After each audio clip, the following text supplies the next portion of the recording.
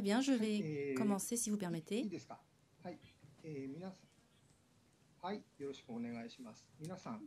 Merci beaucoup. Bonjour à tous. Je m'appelle Hiromitsu Suzuki et je me trouve à Nara. Il s'agit d'une ville qui a été la capitale du Japon il y a environ 1300 ans. Et j'enseigne à l'université de Nara Joshi et je me trouve dans une de mes salles où j'effectue mes recherches dans cette université. Alors, si vous permettez, je vais partager mon écran. Voilà, merci d'avoir patienté. Je vais donc commencer mon intervention. J'aimerais vous parler de la particularité des kanas qui sont identifiables au travers de la typographisation. Je suis un chercheur qui me spécialise dans des sujets très anciens, dans les domaines très anciens, donc je vais peut-être vous parler de choses très techniques, mais je vais essayer de rendre la compréhension la plus facile que possible. J'espère que je serai claire. Si vous voulez bien, je vais peut-être commencer par me présenter. Donc, comme je vous disais, j'enseigne à l'université et je suis en particulier spécialiste d'un domaine particulier. C'est de regarder l'histoire du Japon à travers les publications. Et dans ce domaine, j'ai publié un livre en 2015 qui retrace l'histoire de l'impression typographique de la langue japonaise. Et un peu avant, j'ai co-écrit un livre au sein d'une université qui se situe à Kobe. Nous avons effectué une conférence à l'époque et cette conférence a été ensuite rassemblée sous forme de livre que vous voyez ici sur la droite, avec M. Sofue qui est par exemple un designer de livres, avec M. Fujita qui est designer de police de caractères numériques. C'est un livre vraiment extrêmement intéressant qui s'intitule donc « Le design des caractères et l'étrange de l'écriture ». Moi, je suis certainement le moins connu parmi ceux qui ont coécrit ce livre, mais en tout cas, c'est un livre très intéressant. Donc, je vous disais qu'aujourd'hui, j'allais intervenir sur un sujet un peu spécialisé qui, en fait, est en lien avec ces deux livres. J'aimerais d'abord vous montrer une image. Voici. C'est un livre ancien qui s'appelle Le Conte d'Issé. Et là, vous serez un peu surpris, peut-être, pour ceux qui ne le connaissent pas, mais ce livre a été imprimé en caractère mobile. Donc, ce livre a été édité en 1608, il y a plus de 400 ans, dans un lieu qui s'appelle Sagano, à Kyoto. Il faut savoir qu'il y avait des commerçants très aisés qui se trouvaient ici. Un commerçant très aisé qui était riche, qui s'appelait Sohan, qui était donc un érudit calligraphe, et qui avait proposé une série qui s'appelle le Sagabon. Et parmi cette série, le livre le plus connu, le plus esthétique, s'intitule Le Conte d'Issé. L'original se trouve dans l'université de Kinki, c'est celui que vous voyez donc ici. Alors, pourquoi est-ce que j'aimerais vous présenter ce livre? Eh bien, je reviens un petit peu en arrière. Vous voyez le titre de mon intervention ici. Ce que vous voyez de la droite à la gauche. Mon nom aussi sur la gauche en hiragana. La particularité des kanas rendus visibles par les caractères mobiles. Pour les personnes qui sont habituées aux caractères contemporains japonais, peut-être que vous remarquerez qu'il y a quelque chose d'un peu étrange, avec un équilibre peut-être pas très stable par rapport au caractère Mincho. Alors évidemment, les caractères Mincho que vous voyez ici, c'est-à-dire les kanji, sont des Yu Mincho, que vous connaissez peut-être. Alors que le kana est une police libre en open font qui provient d'un designer, M. Nagahara, et qui vient aussi de l'atelier Jiyu Kobo. Donc ce sont ces personnes-là qui avaient proposé la création d'une police Sagabon Fonto, qui est donc accessible librement. Et je me suis permis donc d'utiliser ces polices.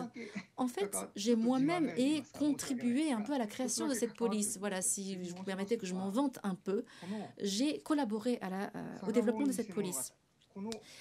En fait, ce livre, je vous disais ici, donc il s'agissait de caractères mobiles. Je les ai découpés, isolés, je les ai réorganisés et mis en données. Ça faisait partie de mes recherches. Et ceci a été repris par M. Nagahara et les personnes donc, que j'ai citées tout à l'heure. Et ces personnes se sont basées sur ces caractères que j'avais isolés pour ensuite produire la police Sagabon. Alors si je reviens un peu à cette police Sagabon, quand vous regardez l'équilibre avec les caractères en kanji qui sont en mincho, donc disons avec sérif, on pourrait vous dire qu'il y a un problème d'équilibre. Et puis si vous regardez ici Suzuki Hiromitsu, pour les personnes qui sont habituées à lire en japonais, il y a comme une impression de zigzag, de manque d'unité dans la taille des caractères. En fait, M. Nagahara, M. Torinoumi, en leur honneur, je préfère rappeler que ce n'est pas de leur faute, car en fait, il s'agit là de la particularité de l'essence même des caractères kana. Et en fait, c'est sur ce sujet-là que j'aimerais vous parler aujourd'hui. Donc voici en quoi va consister mon intervention. Je vais commencer par les kana, en particulier les hiragana. Les caractères kana ont la particularité de s'écrire de manière liée.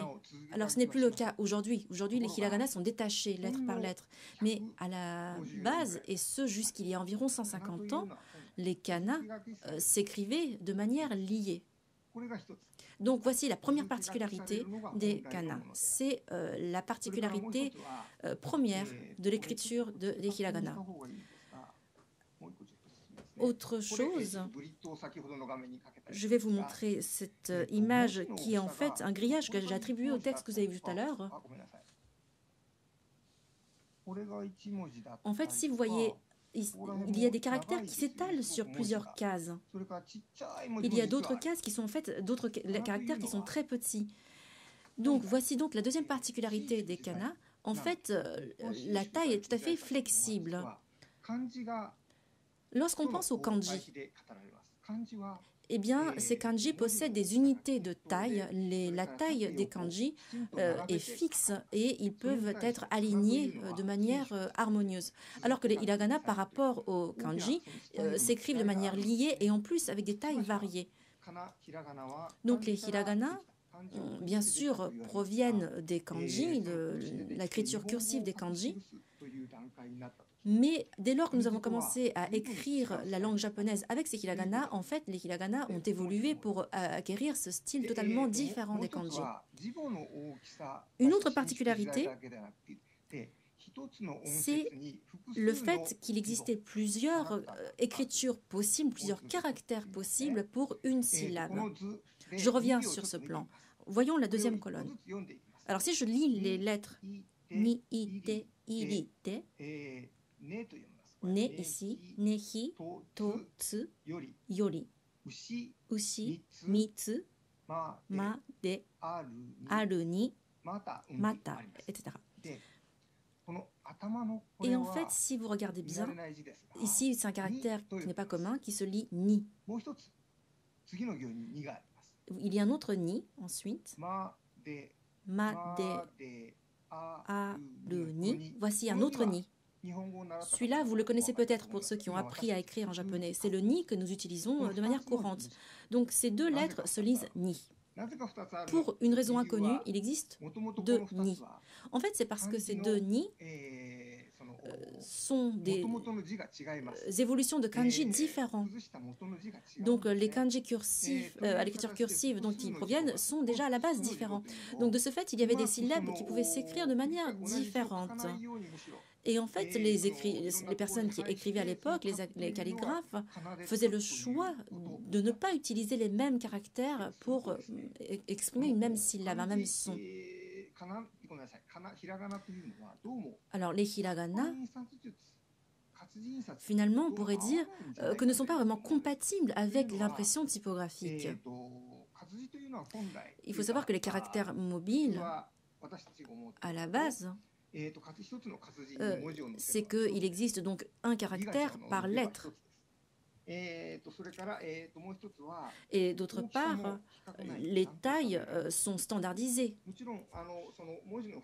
Alors évidemment, on peut évoluer, modifier la proportion des caractères avec l'épaisseur, par exemple, des traits. Mais en tout cas, il y a des normes, des standards qui sont créés lorsqu'on développe des caractères. Et puis les lettres, en général, il n'y a qu'une lettre par son, dans les kanas en tout cas. Comme le ni dont je vous parlais tout à l'heure, on n'utilise plus qu'un seul ni en japonais. Donc, en pensant à tout ceci, lorsqu'on parle de la standardisation nécessaire pour les caractères mobiles, à la rationalité de la création de caractères, on peut dire que le hiragana est totalement incompatible avec ce type de processus. J'aimerais soulever un autre point. Je vous parlais des kanas tout à l'heure dans ce texte.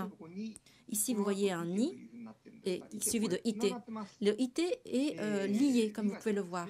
Donc, il y a une sorte de ligature. Le ili est également, sont également liés. Donc, en fait, il était tout à fait courant de lier les hiragana à l'époque. Alors, évidemment, il ne s'agit pas de lier tous les caractères. Bien sûr, il y a des coupures par-ci, par-là.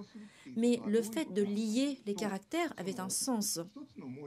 Lorsque vous voyez un caractère, lorsqu'on écrivait un caractère, on prenait en compte les caractères qui les précédaient et qui les suivaient. Par exemple, ce que vous voyez ici, en fait, la forme des caractères dépend des caractères qui les précèdent et qui les suivent. Donc, la forme de la lettre dépend de l'emplacement, de l'environnement dans lequel se trouve le caractère. Donc, c'est la relation de la lettre avec les autres caractères qui les précèdent et qui les suivent qui est important. Et cela est un aspect qui n'existe pas dans les kanji ou dans les katakana. Or, lorsque nous regardons les caractères mobiles, en fait, les caractères sont préparés à l'unité pour pouvoir être combinés ensuite librement avec les autres caractères. Les lettres deviennent donc des unités. Donc, lorsqu'on regarde l'apparence des caractères dans les caractères mobiles, il n'y a pas d'influence du fait que ces caractères se trouvent à un certain lieu ou à un autre. Il faut vraiment pouvoir isoler chaque caractère pour en faire des unités. Voici donc une particularité incompatible avec les kanas.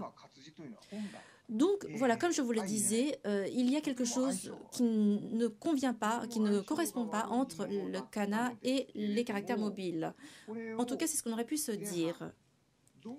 Mais néanmoins, j'aimerais vous raconter comment, vers les années 1600, au XVIIe siècle, donc, comment on a fait évoluer cette idée. Tout à l'heure, les caractères mobiles que je vous ai montrés, en fait, il ne s'agissait pas de caractères mobiles métalliques, il s'agissait de caractères qui étaient gravés sur du bois. Donc, c'était une impression faite avec des caractères mobiles en bois. Et à l'époque, comment est-ce qu'on a fait pour justement prendre en compte cette particularité des hiragana? C'est ce que je vais essayer de vous expliquer dans un premier temps. Ensuite, je vous parlerai des différentes techniques d'impression dans un deuxième temps dans mon intervention pour voir comment les différentes techniques qui existent en termes d'impression ont influencé l'expression des caractères au Japon. Pour répondre à la question suivante, les hiragana que vous voyez sur cet écran sont les hiragana les plus courants au Japon, mais comment est-ce que ces hiragana ont évolué pour aboutir à ce que nous utilisons aujourd'hui, à ce que vous voyez aujourd'hui? Je vais donc essayer de vous expliquer que ce sont les contraintes expliquées par l'histoire qui ont donné naissance à ce que vous voyez aujourd'hui sur cet écran. Alors, je vais commencer par revenir sur le sagabon dont je vous parlais tout à l'heure.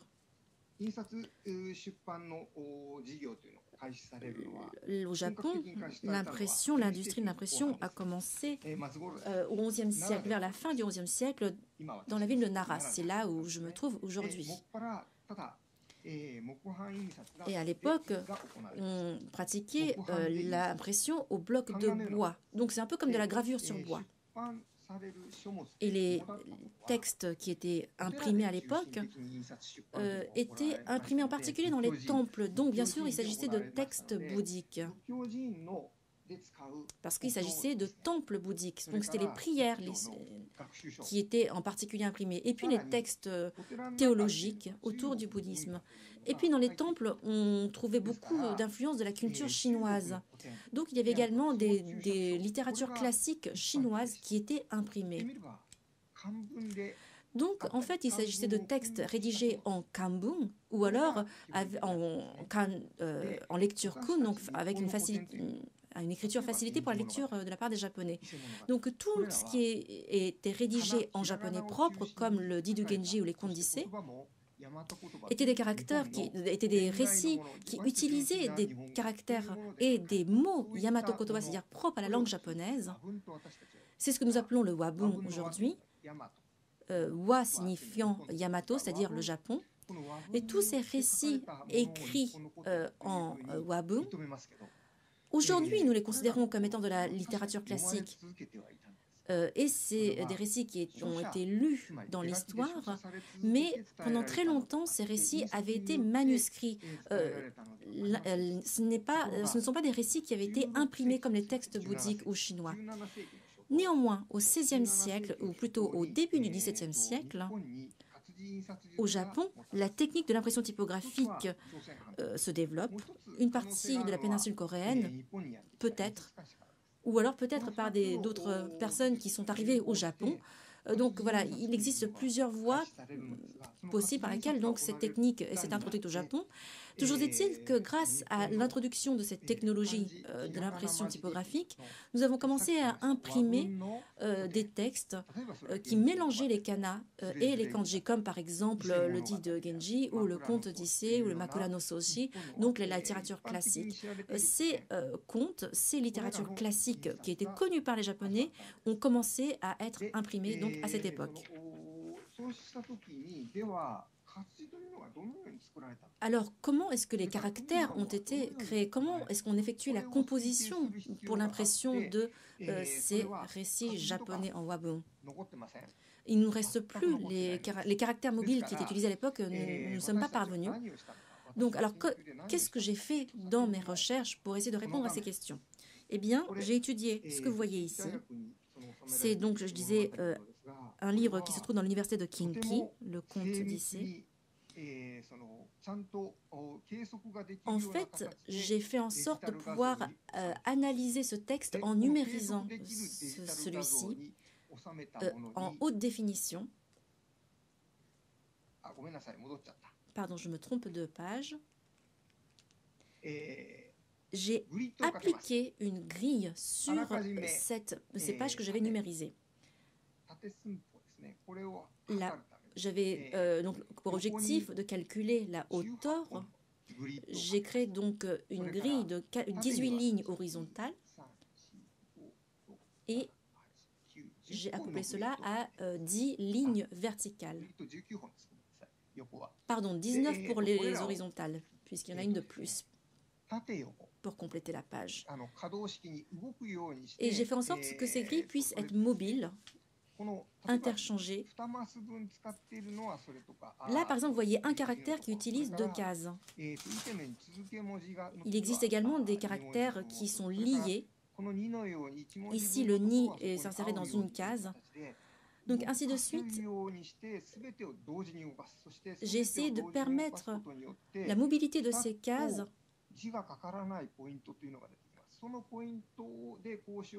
pour analyser chaque caractère, et je me suis rendu compte que la taille des caractères respectait une certaine règle.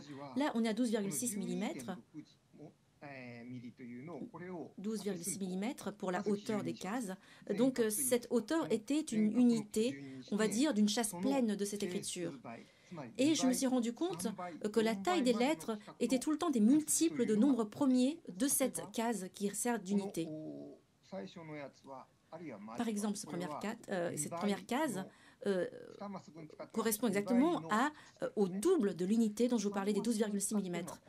Je pense qu'ici, on ne trouve pas de caractère qui s'étale sur 3 cases. Ah si, ici. Le caractère qui se lit ushi. En fait, on n'utilise que 2 caractères, mais néanmoins, le caractère s'étend sur 3 cases. Là aussi, vous voyez une lettre qui s'étend sur 3 cases, 3 unités, qui se lit shibashi. Donc ici, ah non, pardon, hashi. Donc voilà, en tout cas, vous voyez des caractères qui s'étalent sur plusieurs cases. Donc mon analyse a permis de regarder la proportion de chacune des caractères et du rapport donc, que ces caractères avaient entre eux. Là, je n'ai calculé que la taille en hauteur. Parce que finalement, pour la taille horizontale, il existe une possibilité qu'on ait utilisé des interlignes entre chaque colonne. Et si on regarde en détail l'imprimé, on peut voir qu'il existe des petites taches d'encre. En fait, là, il s'agit d'une tache d'encre qui vient de la lame utilisée pour l'interligne. Et là, je me suis rendu compte que la largeur était toujours de 2,6 mm pour cette interligne.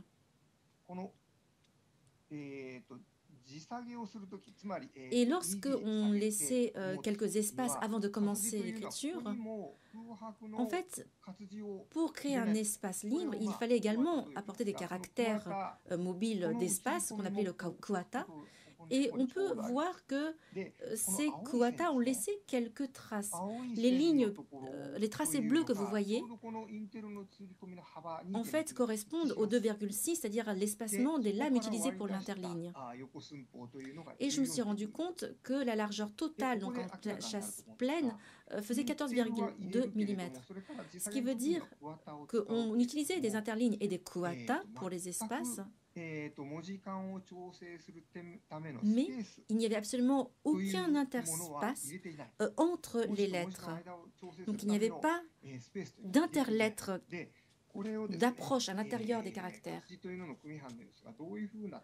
Alors comment est-ce qu'on a pu effectuer cela avec des caractères mobiles dans la composition de l'époque?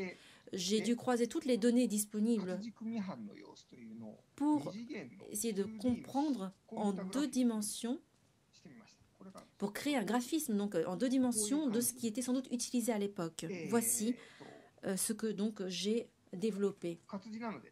En fait, il s'agit donc de caractères mobiles. Il faut que le haut et le bas soient alignés.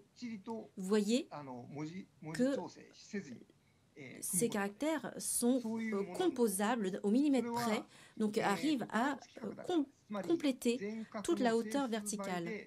Et cela est possible parce que, justement, comme je vous le disais, la taille des caractères sont toujours des multiples de l'unité de base.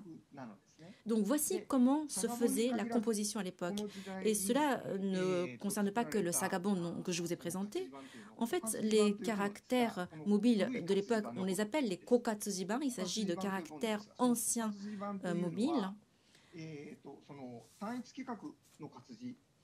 Et ces caractères-là avaient cette particularité d'être formés d'unités, donc il n'y avait pas besoin de créer des interspaces, il n'était pas nécessaire de penser à l'approche, à l'interlettre, donc il était très facile d'effectuer les compositions. C'est parce que cela a été possible parce que justement la composition était très simple.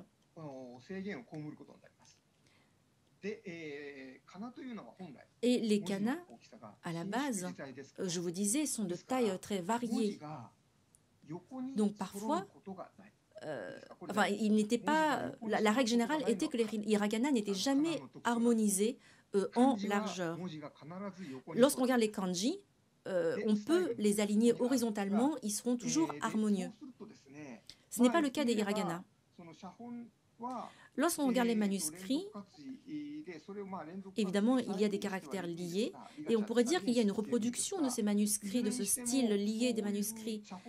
Mais il y a quand même une particularité ici, une sorte de standardisation, et il y a donc une sorte d'uniformité qui se crée à travers l'utilisation de ces caractères mobiles.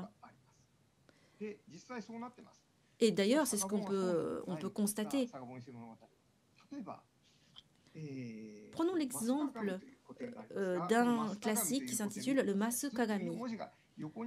Vous voyez une sorte d'harmonie à l'horizontale, et puis les lettres sont très serrées entre elles. On peut dire la même chose du Di du Genji, d'un ancien imprimé de Di de Genji. On a l'impression que les caractères sont très serrés et très alignés sur le côté. En fait, c'est parce qu'il s'agit d'un style manuscrit. Et ici, on peut dire que c'est la particularité de l'utilisation des caractères mobiles qui apparaît ici. Mais à l'époque, on estimait que l'écriture manuelle des manuscrits était préférable à l'utilisation des caractères mobiles en ce qui concerne les kanas. Pour les kanji, la situation est un peu différente. Il y avait des standards, il était possible d'imprimer, il existait beaucoup d'imprimés de textes de kanji et qui étaient respectés. Mais pour ce qui est des kanas, on estimait que les textes qui étaient manuscrits avaient plus de valeur que les kanas qui étaient imprimés. C'est pour ça qu'on a voulu approcher le style à une écriture manuscrite. Et de ce fait, le conte d'Issé a été publié sous plusieurs formes. On a tenté de reproduire un effet beaucoup plus libre, plus manuscrit dans l'impression des sagabons. Et c'est ce que vous voyez ici. Par exemple, il existe des caractères qui ont des tailles très différentes, de manière exagérée. En fait, il s'agit de caractères de 2 lettres liées qui s'étalent sur 3 cases. Par exemple, c'est ce que vous voyez ici dans le carré rouge. C'est ce que vous voyez donc dans ce carré rouge. Donc ça peut paraître surprenant d'avoir une longueur pour une seule caractère. Là, il y a le caractère shi qui au milieu, qui prend également 3 cases. Excusez-moi, je me suis trompé de slide. Alors voilà. Et il y a également d'autres tailles qui sont radicalement différentes. Par exemple, le K, qui peuvent être écrits extrêmement petits. Alors là, par exemple, sur la gauche, vous voyez, première ligne, 3e case en partant du bas. C'est vraiment très petit. Hein. Et là, il a vraiment l'impression qu'il se sent un peu seul dans sa case. Le shi, alors que c'est, comme le shi qui occupe 3 cases, un seul caractère. Donc il y a vraiment des différences extrêmement importantes. Et normalement, quand on écrit à la main, il n'y a pas de différence aussi marquée. Cependant, donc, ces caractères mobiles ont essayé de reproduire ce style écrit manuscrit avec des lettres mobiles. Et lorsqu'on écrit donc avec des caractères mobiles, tout devient assez uniforme. Et c'était justement un effet volontaire d'essayer d'avoir cette irrégularité. Avec ce ni et le shi qui occupent 3 cases, on voit que ça coule vers le bas. Et lorsque l'on fait des caractères mobiles, normalement, donc on sépare chaque caractère. On ne peut pas avoir ce caractère lié. Normalement, quand on écrit en lié à la main, on lit comme ça les caractères à la verticale. Et comment est-ce qu'on peut reproduire cet effet avec l'impression typographique? Eh bien, c'est justement la fonction de ces caractères anormalement longs. Et c'est justement conçu pour pouvoir donner cette impression d'écriture liée verticale. Sur cette page, on trouve au moins, à chaque fois systématiquement, au moins à un endroit, ce genre de caractère. Cela permet au lecteur de donner vraiment la direction générale de la lecture vers le bas. Un autre point intéressant, c'est que même pour les caractères qui sont liés, eh bien, il y a une certaine harmonie qui se dégage de manière horizontale aussi. Et pour éviter cet effet, eh bien, on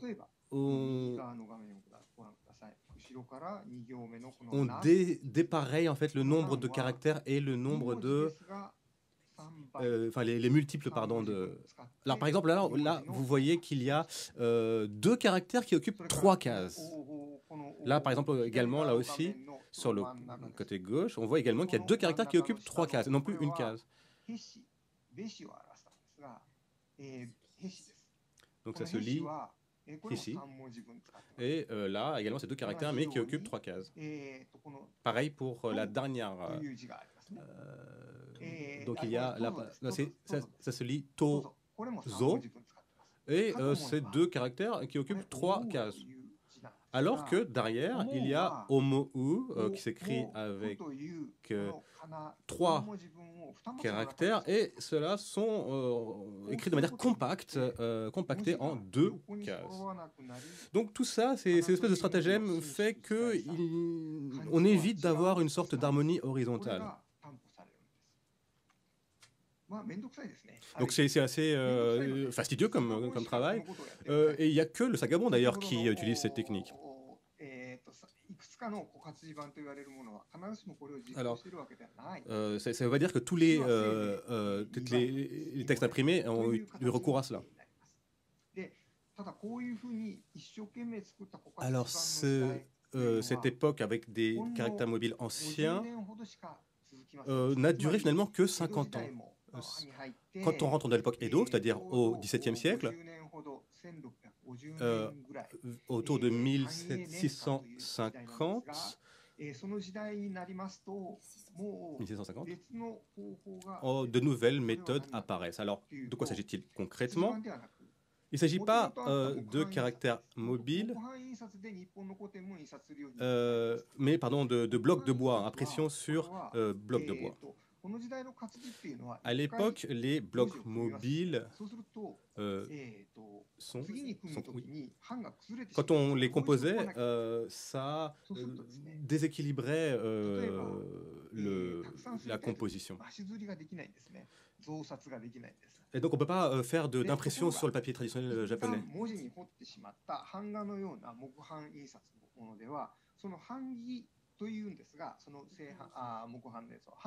Donc, on n'imprime qu'une seule fois en fait dans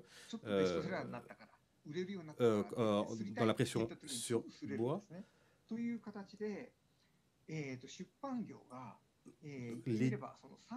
L'édition, donc, ça est devenu industrialisé, et ce style s'est vraiment ancré.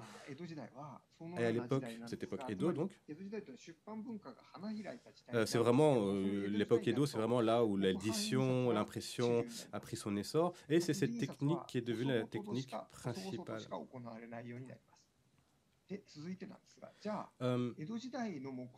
Donc l'impression sur bois de l'époque Edo, à l'époque Meiji, alors que comment a-t-elle évolué alors que à l'époque Meiji a été introduit l'impression typographique depuis la Chine. Alors il y avait en Chine pas mal d'occidentaux, d'Américains notamment, et pendant les 250 ans de 1650 à l'époque Meiji, eh bien c'est là que en fait se sont formés en fait les kanas que l'on connaît aujourd'hui.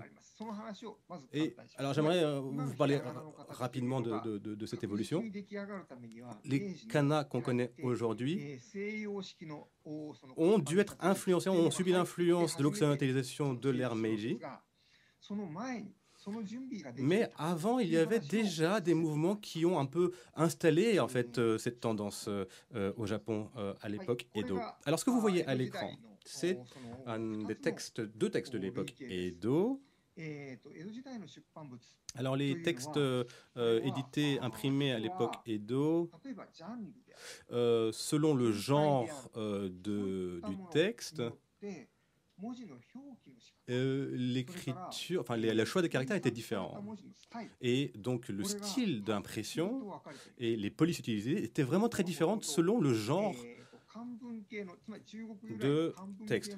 Pour les écrits, enfin pour les textes de Kanbun, c'est-à-dire de chinois traditionnel, qu'on lisait avec une lecture kun japonaise, utilisait du katakana et des kanji. Tandis que le wabun, c'est-à-dire utilisait un mélange de kana et cursif. Donc c'est ces deux combinaisons ne se mélangeaient jamais en fait. C'était soit kanbun et kana et katakana, ou kana et du sosho. Le hiragana a été plutôt lié à la culture populaire, tandis que les kanbun, eux, étaient écrits dans un style régulier et très séparé les uns des autres. Et en plus, donc, ils étaient accompagnés de katakana. Donc ça, c'est vraiment la structure type des textes de kanbun.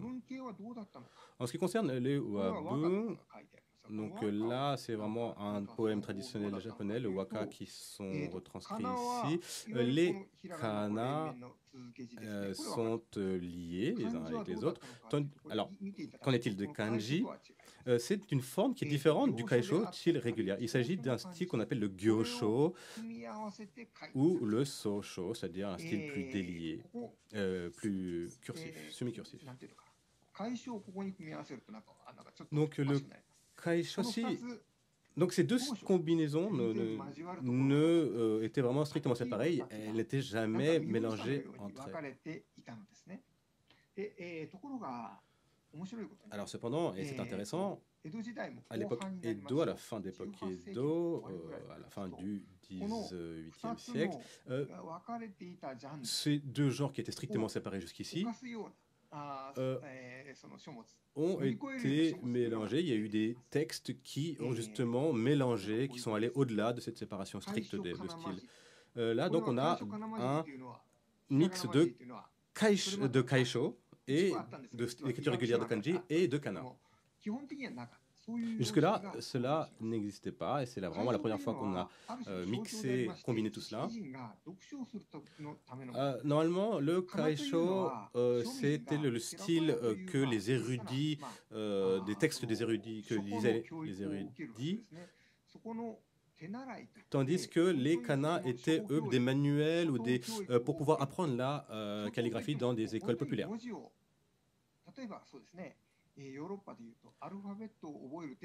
Ça servait par exemple, c'est ce qui correspondait en Occident par exemple à l'exemple pour apprendre à écrire tout simplement. Et donc des textes mêlant ces deux polices, ces deux types de caractères ont été publiés. C'est une série qui s'appelle les Keiten Yoshi. Keiten, il s'agit en fait soit des paroles de Confucius ou d'autres classiques chinois qui sont commentés, en fait. C'est une compilation de commentaires. Donc c'était lié par des érudits, ou bien c'était également enseigné dans les écoles où allaient les enfants des aristocrates militaires. Alors par exemple là, vous voyez... Ah oui, c'était donc... C'était un style étudié, donc oui, dans le néo-confucianisme. Tandis que les kana, eux, étaient utilisés dans les Teragoya, c'est-à-dire les écoles des temples bouddhiques. Et cette série Yoshi est vraiment devenue un best-seller à cette époque. Ça s'est vraiment énormément vendu. Donc le kaisho et le texte mixte kaisho hiragana, donc c'est popularisé à cette époque. À la fin de l'époque Edo, dans un endroit où on étudiait les sciences occidentales, on a en fait accompagné, on a vu l'apparition de kana qui étaient séparés, qui n'étaient pas liés. Là, on voit par exemple qu'ils sont tous isolés, les kana. Et donc, c'est ce qui a vraiment constitué le terreau en fait, culturel de l'époque, la fin Edo, ce qui a permis à l'époque Meiji, lorsque les caractères mobiles et l'impression typographique a été introduit, de nouvelles formes. Par exemple, là, vous voyez ici... donc il faut savoir qu'à l'époque, il y avait l'imprimerie de la mission presbytérienne américaine à Shanghai. C'est une imprimerie. Et en fait, c'était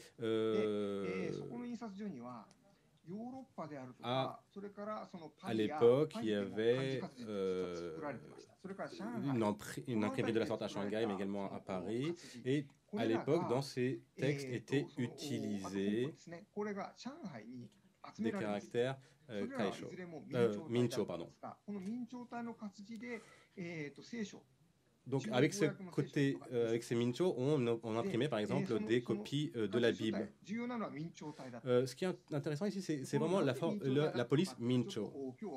Et alors, j'ai pas vraiment l'occasion de parler plus en détail pourquoi est-ce que les Mincho a été adopté, mais en fait, il faut comprendre que la police Mincho était vraiment la police la plus adaptée pour ce type de texte. Donc, à Gamble, en fait, le personnage qui était responsable de cette imprimerie à Shanghai, Gamble est celui qui a apporté la technique de l'impression au Japon.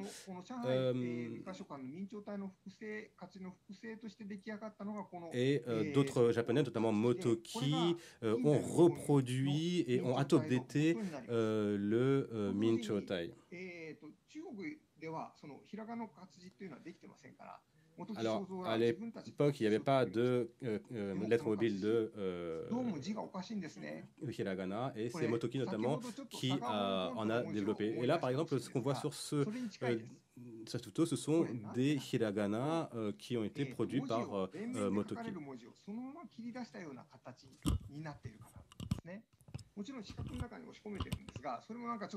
Donc ces caractères, vous les voyez, sont vraiment insérés dans des sortes de cases imaginaires qui rappellent un petit peu le style de Sagabong dont je vous parlais tout à l'heure. Et en fait, ces styles-là ne correspondent pas du tout, ne sont pas harmonieux avec le style Mincho. Le style Mincho, c'est ce que vous voyez pour les caractères. Lorsqu'on les associe, on les compose avec les caractères Mincho, on voit qu'il y a un problème de design.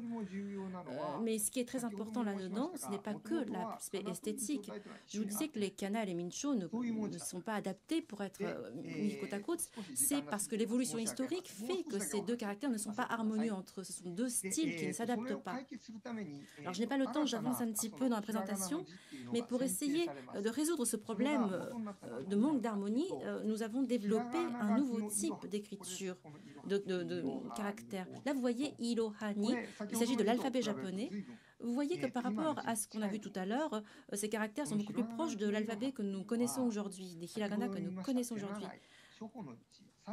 En fait, Irohani, ce type de caractères, étaient les caractères qui étaient utilisés par tous les Japonais, quelle que soit leur classe sociale, pour apprendre à écrire. C'est pour ça que ces caractères sont tous détachés les uns des autres. Il y avait 47 caractères écrits de cette façon-là qui étaient enseignés aux enfants. Et les enfants apprenaient donc à apprendre à écrire et lire ces caractères de manière indépendante. Et une fois qu'ils avaient maîtrisé la totalité des 47 caractères, alors ils commençaient à les lier entre eux. Donc en fait, c'était une écriture qui était utilisée à la base de l'enseignement de l'écriture japonaise. Et on a commencé à utiliser ce type de graphe dans l'imprimerie au Japon. Alors il y a eu des avantages à cela. Tout d'abord, on pouvait utiliser ces caractères de manière indépendante, donc sans qu'ils ne soient liés. Et ces caractères n'étaient pas influencés par les anciens styles d'impression. Ils avaient un style qui était totalement indépendant de l'évolution de l'impression au Japon. Ils étaient donc libres des contraintes de l'impression qui existait à l'époque. Et donc, ce type d'écriture a été adopté. Et à l'ère de Meiji, on a commencé à imprimer des caractères de ce type-là, que vous voyez ici. Et ces caractères sont très proches, en fait, de ce que nous lisons aujourd'hui. Et là, vous voyez donc une réelle combinaison entre les caractères Mincho et les kana. Il existe certains caractères qui n'existent pas dans l'alphabet Iroha que je vous ai présenté. Par exemple, le caractère Ni ici, c'est un variant qui n'existe pas dans le Iroha. Mais en tout cas, la combinaison des kanji et des kana a été possible de manière harmonieuse. Et puis, il existe également des symboles, l'utilisation de parenthèses. Il existe également des espaces en début de phrase. En fait, ici, il s'agit d'un roman Natsuko Natsu d'un auteur qui date de 1888. Et en fait, ce texte ressemble absolument à ce que nous lisons aujourd'hui. Et si je reviens à ce texte qui date de 1872, à l'an 5 de l'ère Meiji, 5 ou 6, il me semble, et lorsqu'on compare ce texte avec celui-ci, Excuse-moi, je crois que je me suis trompée. Ce texte-là date de 74 et celui-ci date de 88. Donc en fait, c'est à peine 12-15 ans après qu'on a commencé à imprimer les caractères de cette manière-là. Et voilà, en à peine 12 ans, on a évolué vers des caractères qui nous sont tout à fait familiers aujourd'hui. Donc, en fait, c'est cette évolution-là qui a eu lieu à cette époque. Alors, je suis désolée, j'ai l'impression que je n'ai plus le temps de parler plus longtemps. J'ai même dépassé de 10 minutes apparemment mon temps d'intervention. Mais voilà, tout ça pour vous dire que ce que nous voyons aujourd'hui n'existait pas depuis toujours. En fait, les techniques d'impression ont eu un impact important sur la forme, l'esthétisme des caractères, et puis surtout la combinaison, l'harmonisation entre les kana et les caractères Mincho. C'est ce qui a défini l'utilisation de ce type de hiragana. C'est ce qui a fait que nous avons sélectionné les hiragana qui viennent des iroha, l'alphabet qui était enseigné dans les écoles, car ce sont ces kana qui se mariaient le mieux avec les caractères kanji en Mincho. Merci beaucoup de votre attention. J'ai fini mon intervention.